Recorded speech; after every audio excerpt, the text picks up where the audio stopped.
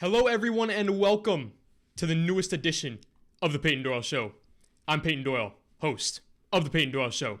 I hope you all are having a wonderful day today. And today, I'm going to give you guys the weekly upset alert predictions, the good, the bad, and the ugly of week 2. And I'm also going to be starting a new weekly segment with you guys called Payton's Power 10, which will be my top 10 NFL teams after each week. But first, I want to get into the New Orleans Saints. You know, as much as I hate that it's true, but I was right about Drew Brees. When I said I saw the Saints finishing 10-6, everyone just went nuts. They were like, no way, Payton, this guy Payton Doyle sucks, man. His prediction sucks. There's no way that offense could finish 10-6 and blah, blah, blah, blah, blah, blah. I told you all. Brees' arm is dead. Drew Brees' arm is not as good as it used to be. I hate that I'm right. I really wish I was wrong, but I'm not. It's just the truth. It was probably the biggest storyline that we didn't hear about this offseason was when Drew Brees was telling other people and players at the Pro Bowl that he was probably going to retire. The story was, of course, put aside because of the tragic death of Kobe Bryant, and rightfully so. But Brees, he knows what his body is feeling. It's obvious that his arm is shot. It's done. He's not the same Brees that we all remember. The past few years, we saw his arm seem to get worse as the season progressed, but now it seems as if his arm is weak at the beginning of the year. Father Time is undefeated. We all know this. You can't escape. He's going to win every single time. If the Saints are going to contend this year, it's going to have to look a lot like when the Broncos won back in 2015 or 2016, I'm not sure, but back in Super Bowl 50 with Peyton Manning, where it was obvious that he couldn't even throw the ball like 15, 20 yards anymore. His arm was done. It was way worse than Drew Brees' arm is showing us early on. But Peyton, he was the sheriff for a reason. He managed the game at the line. He was able to do just enough for his team to win because he had a great team around him, so he didn't have to be the hero. Same thing with Drew Brees. He has some great players around him. He doesn't need to be the hero. He doesn't need to put on the Superman cape every week. He just needs to be the wise old man, accept that he is what he is, and just win by doing just enough to put his team in positions to win. The Saints aren't over because Drew Brees is old, but they might have a rough regular season. We'll see how it goes. I think they're going to have a strong postseason, but Brees is going to have to be more of a manager.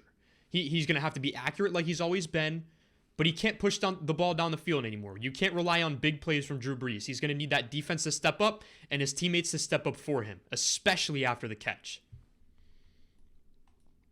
All right, now it's time to get in the good, the bad, and the ugly of week 2.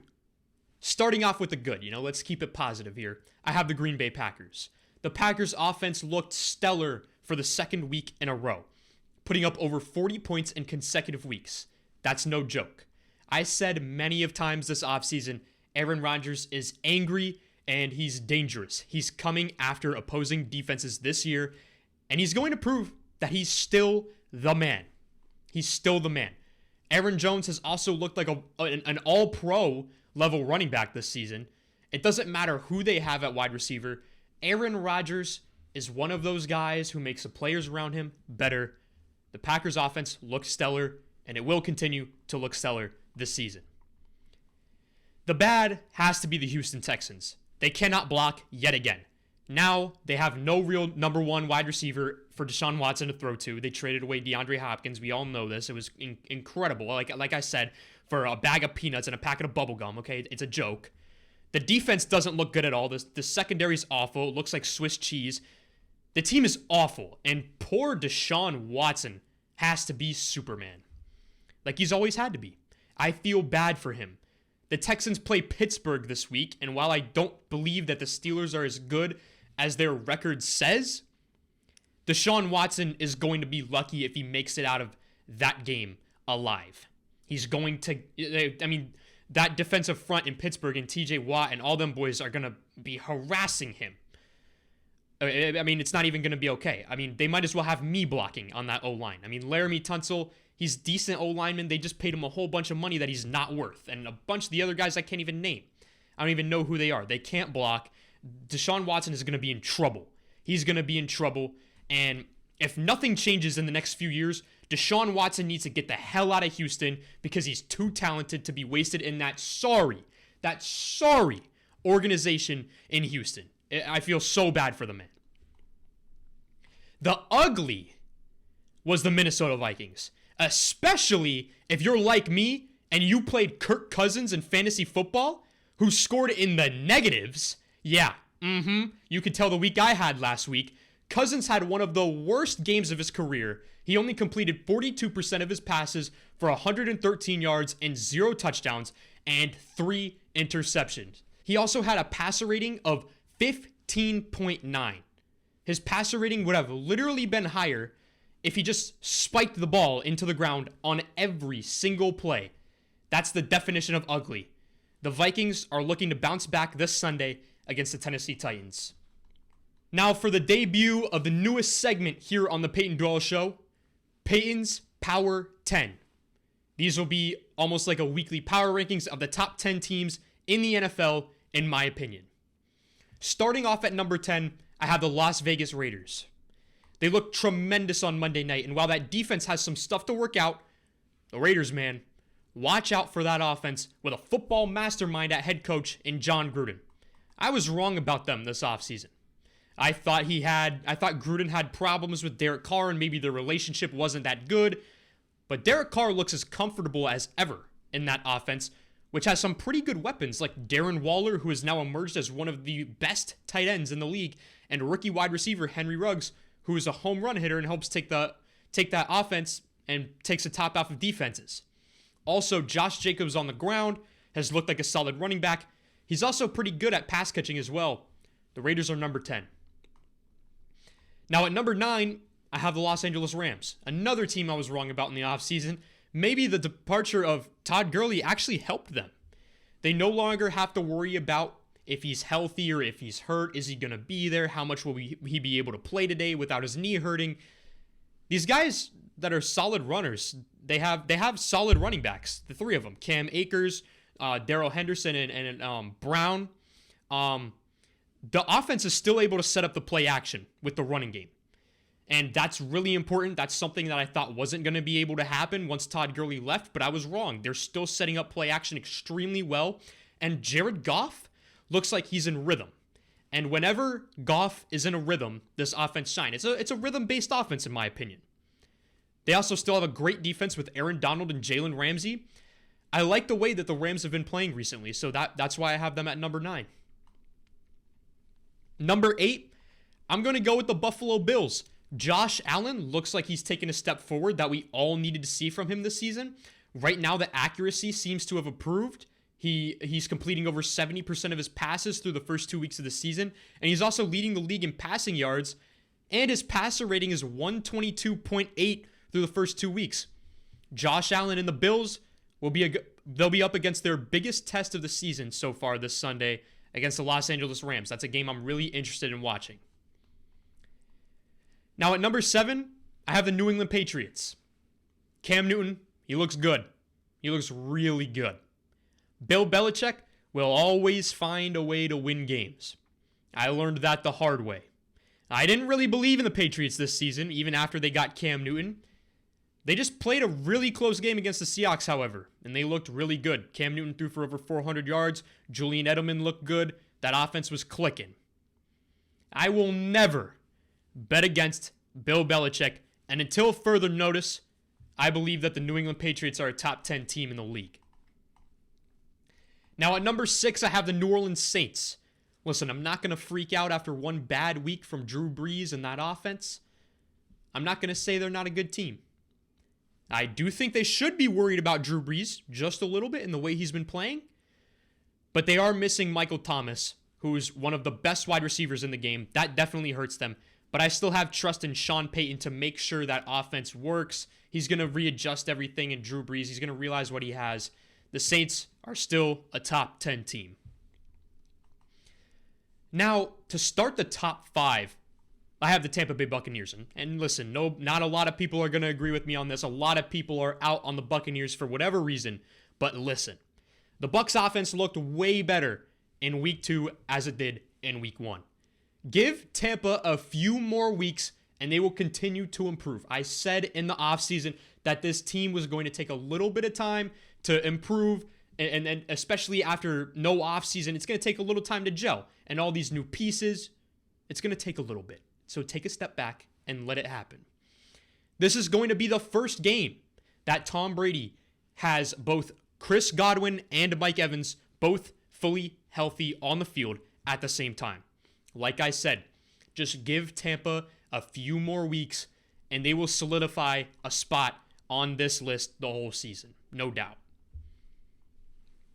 Now, number 4, I have the Green Bay Packers.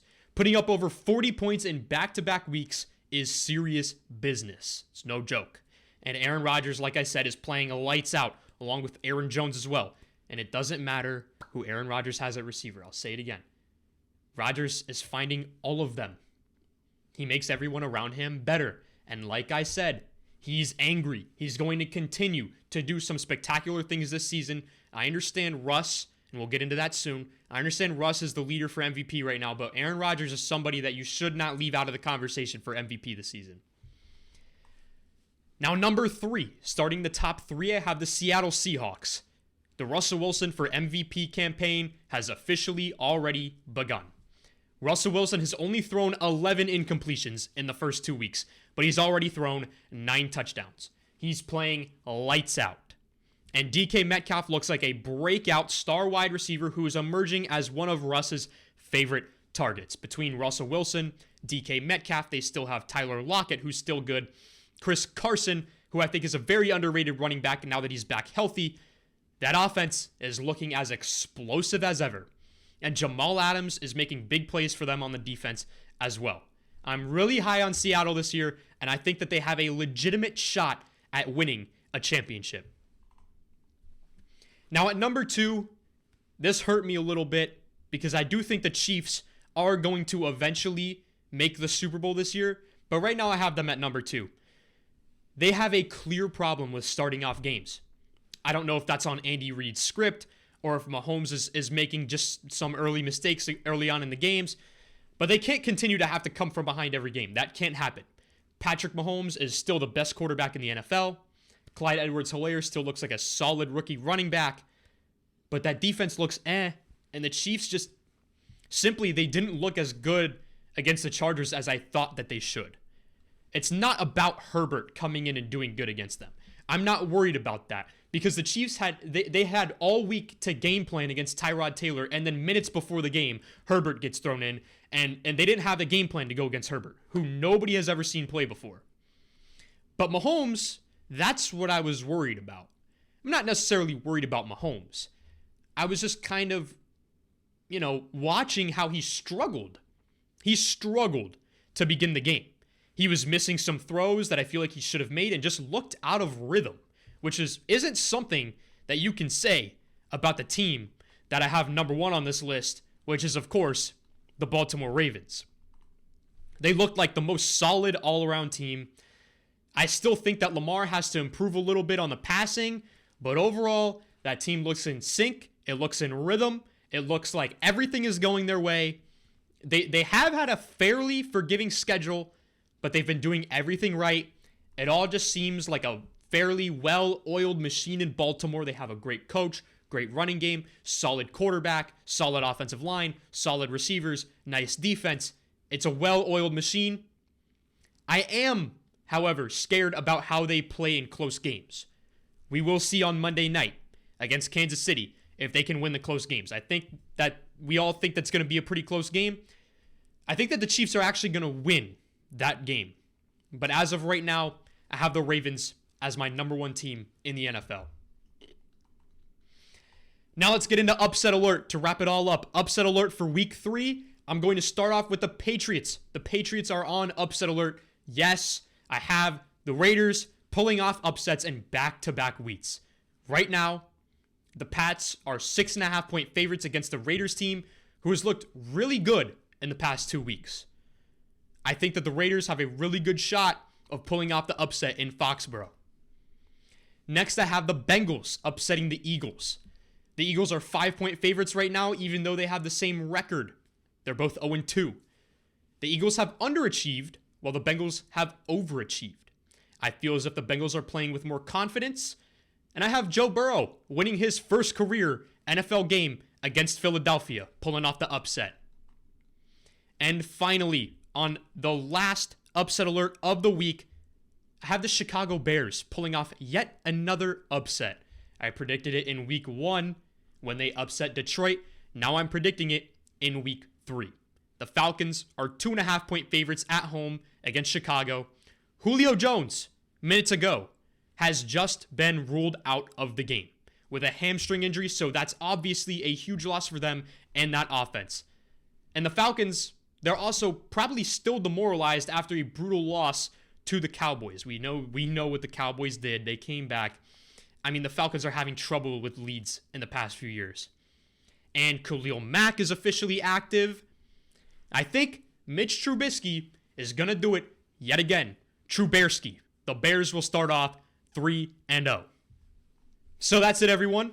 Thank you all so much for watching and or listening. Please make sure to follow the show on social media if you haven't already. I'm on Twitter, Instagram, Facebook, and TikTok at Payton Doyle Show. That is at Payton Doyle Show. Also, make sure to like, follow, or subscribe wherever you may be watching. And thank you all so much, and make sure to stay tuned for next week's episode. Thank you.